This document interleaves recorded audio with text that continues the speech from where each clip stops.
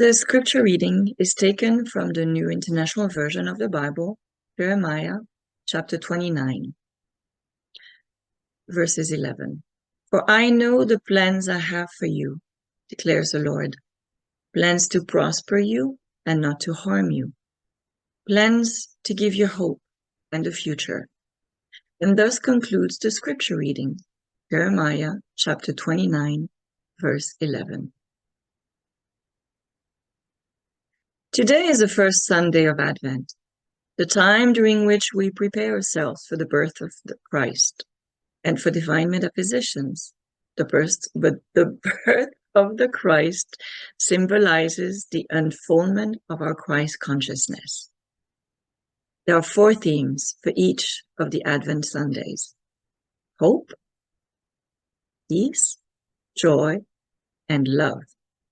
And today, we are going to talk about hope, because hope is where it all starts. Jeremiah was a prophet who lived in Israel from the late 7th century BC to the early 6th century BC or BCE.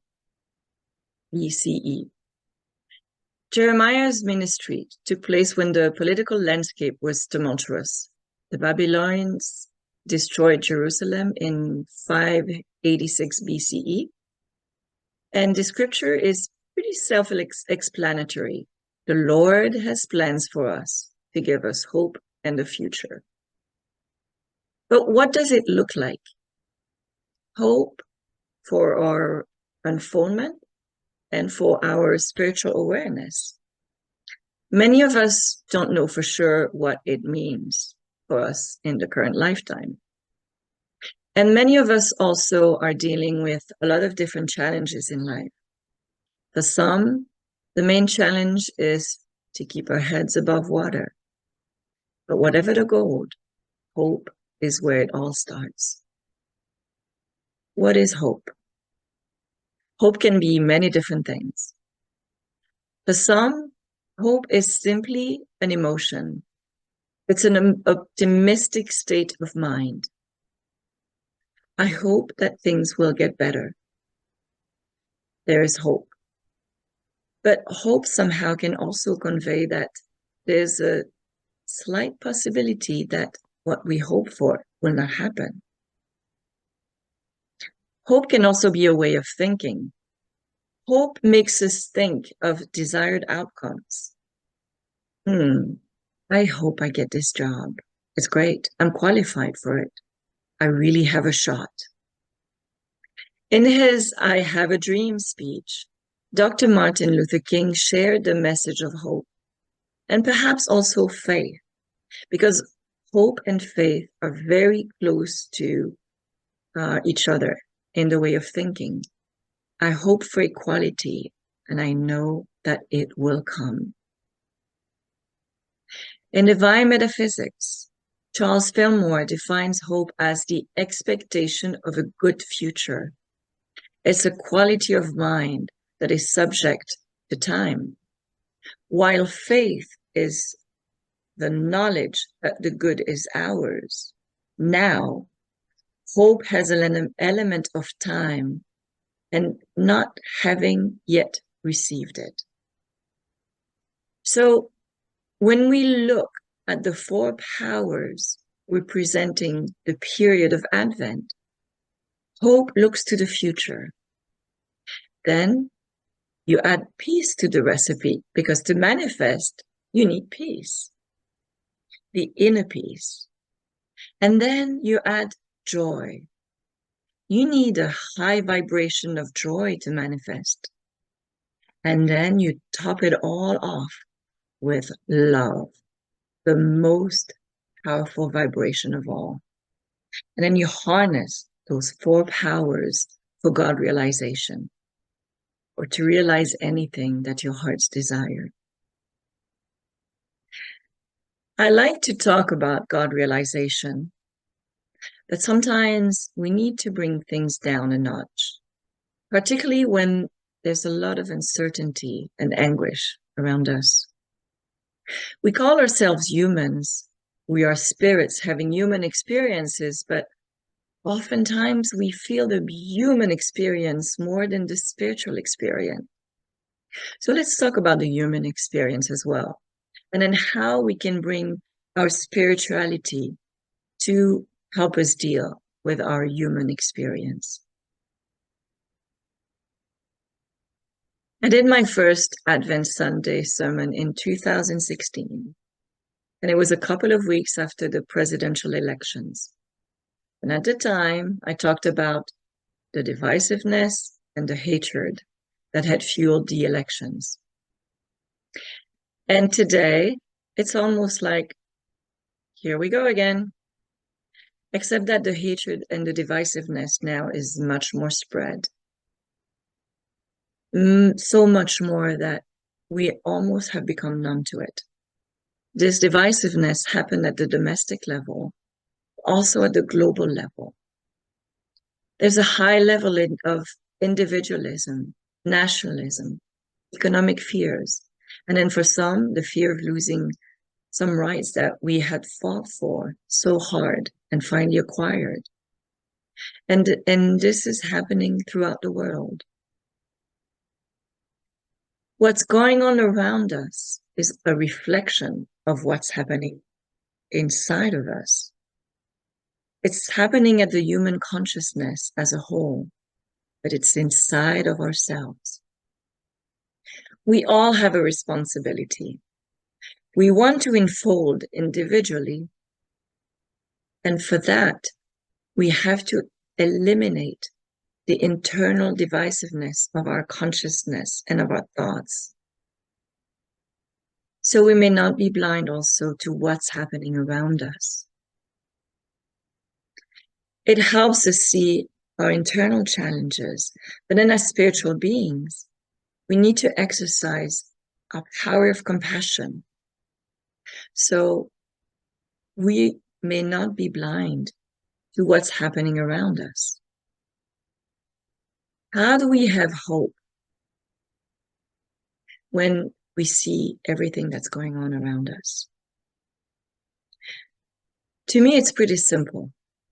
I do have hope. And I should say I also have faith, because I know that everything is in divine order.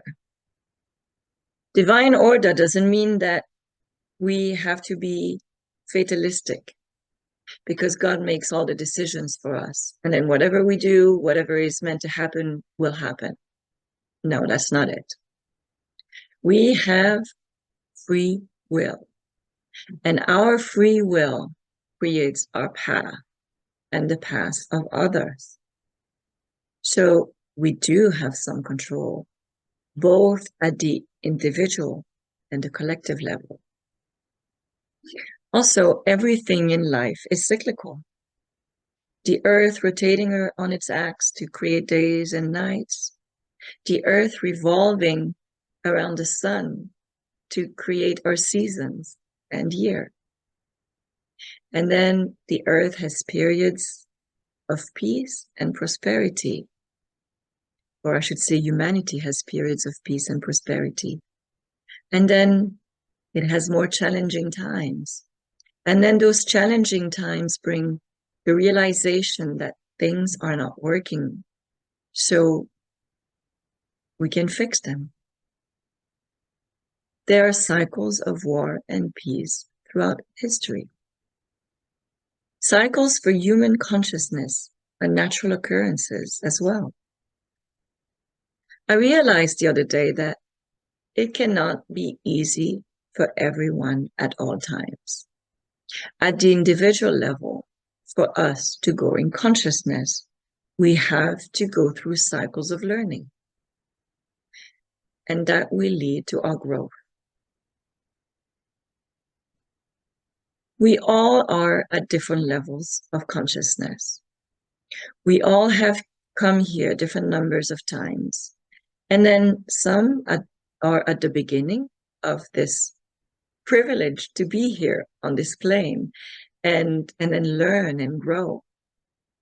For everyone to grow, for this beautiful earth to fulfill its purpose as a vehicle or a station for human consciousness to experience life and grow. There has to be something in for everybody. So there will be times when humanity on this planet will go through expansion and peace. And then there will be periods or decades or centuries later where there will be other waves of hardship so that we can have the experiences that we need to grow. And that is divine order at play as well. Now let's talk about other cycles. Some divine metaphysicians use divination tools, and one of those divination tools is astrology. I'm not an astrology expert at all, but I have learned over the past year or so that we are entering a different planetary cycle, and it's a cycle of transformation. In November 2024, November 19th to be exact, Pluto was going to leave Capricorn and enter Aquarius, and it was going to stay there for about 20 years. And then during this time, there will be a great transformation. Pluto first went into Capricorn to destroy things, and because for things to be transformed, things need to be destroyed. Pluto in Capricorn represents home, family, emotional foundations. Pluto being in Aquarius sends us energies of creation of something new. So we are entering an era of innovation and transformation. So get ready for this great transformation over the next 20 years. Everything in life is cyclical. For those of us who struggle with the chaos that we can see within our own family, our relationships, within our country, perhaps even around the world, we need to remind ourselves to remain anchored in our spirituality. We need to remind ourselves to put into practice what we know. When we are unsettled about something, an internal or an external event, it's natural to have some emotions about it. It's fine to feel these emotions and process them, but we cannot dwell. We cannot dwell on painful or negative emotions. And so if we are unable to discard those emotions right away, we process them and then we move on. And then we go back to the basics and we do what we know works. So let's talk about those things, those tools. Meditations and contemplation. We need to go within. Turn off the whole world outside of ourselves and go within. Get rid of the news, but not too much, so that we know what's going on, but get rid of them so that we don't drag our energy down. No YouTube, no TV, no radio, no TikTok, no X, Blue Sky, Masterclass, Facebook, Instagram, Pinterest, email, text, Snapchat. Give our minds a break and then live in the present moment and then go within. And if your mind is too busy to go within, then use the tools that you know exist and that are available to you. Mantras, visualizations, meditation music, guided meditation. There is so much available to us. What works today might not work for you tomorrow. So mix and match. Sometimes I use mantras. I use the word peace, peace, peace. But then I have to move to something else. Be still. Be still. And sometimes those things just remind me that I don't really feel the peace and I am not still. So I have to move on to a different tool or a different mantra. Be here, here, now. Be here, now. And it's like commending my mind to be here now. It's no secret that I have a busy life. So I need to trick myself and my mind sometimes too. So sometimes I also use visualization instead of mantras. I see the light filling my being, and I feel it too. Or I visualize myself going towards the light instead. And then I allow myself to feel this light filling me. What I'm saying is that if you need to take a moment to meditate, and if you don't feel it, then you can pause and see what other approach you can have. Meditation and contemplation help you deal with the present moment. They help you deal with the challenges outside of ourselves, but they also prepare you for your growth and your spiritual awareness. Prayers are another important tool to settle yourself down in the moment and to reach this God realization. Praying is talking to God. One important thing to keep in mind is that when you pray to God, you need to remember where God is. The other day, I had some quiet time for myself at home, all by myself. The kids were away for the weekend. I don't think that has ever happened before. So I was home, sitting in contemplation. I thought of praying and talking to God. So I started talking to God silently. Then a thought occurred. Perhaps I should speak out loud because I feel things more when I speak them out loud. That is due to the power of the word and the vibrations of the thoughts and the words combined. So saying things out loud verbalizing things will give them more energy. But to be honest, another reason, perhaps hidden deep inside of me, was that I had that faint thought that I had to say things out loud to make sure that God was going to hear it. Really? God is that petty? God will not listen if I don't say it out loud? God will not hear me?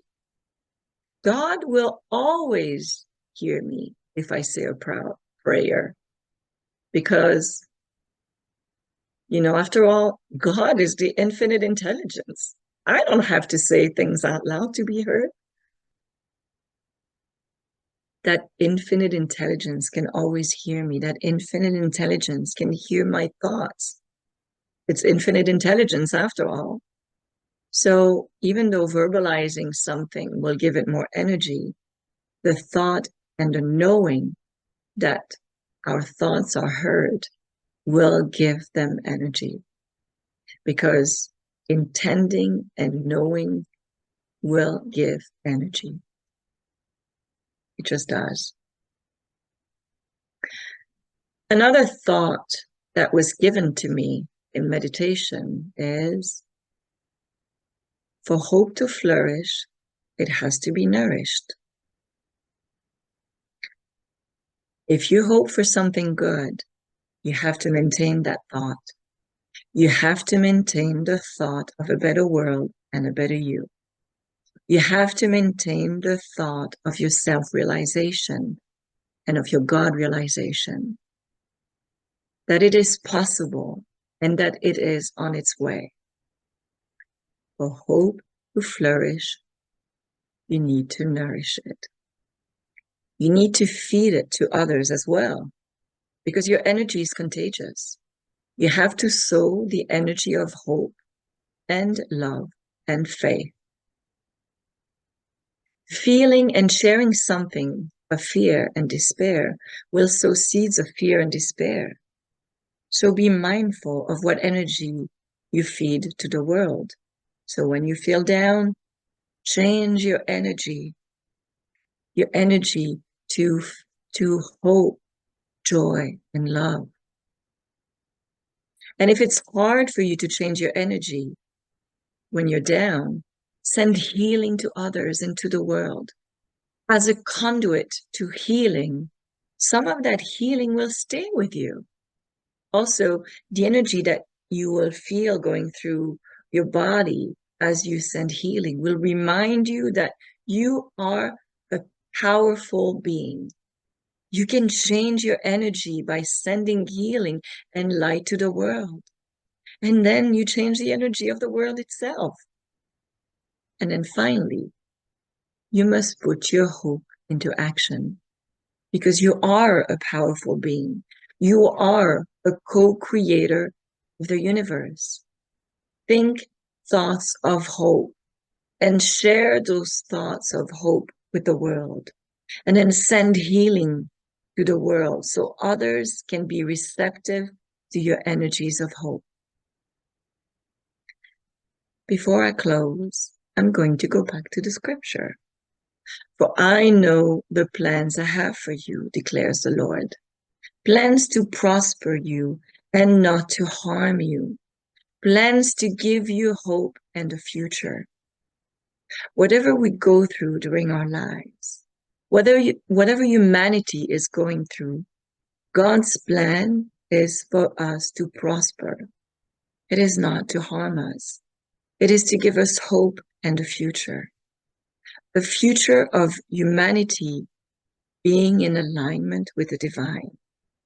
The future of humanity being fully aware and showing the qualities of compassion and love that our divine spark calls us to display and live by at all times. This is where we're going. We are entering a cycle that eventually will bring us where we need to be. It is up to us to decide how we live our experiences here on earth. When things are great, we must keep hoping things will continue to be great and grow positively for the betterment of the humanity. And then when things feel a little upside down, we have to keep hoping and know that God has a plan for us, as prophesied by Jeremiah. Open your mind, open your eyes, and open your heart and hope and have faith that all is yours to have. You have a beautiful life ahead of you. Many blessings.